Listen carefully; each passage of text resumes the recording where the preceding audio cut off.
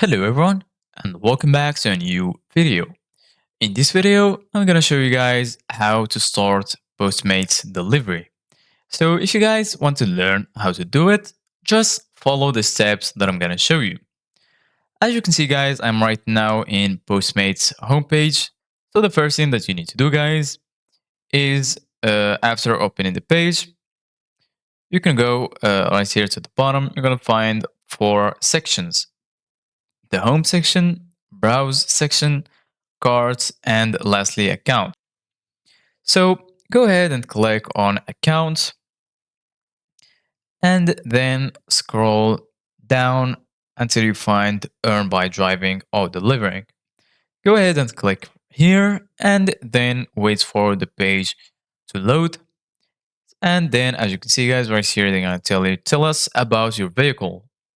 So you need to tell them about which vehicle you have. Click have a qualified vehicle and then click on continue. Once you click on continue, right here you're gonna find background check, profile photo, driver license, vehicle insurance, vehicle registration, vehicle inspection, and short safety video that you need to watch. As you can see guys right here, background check.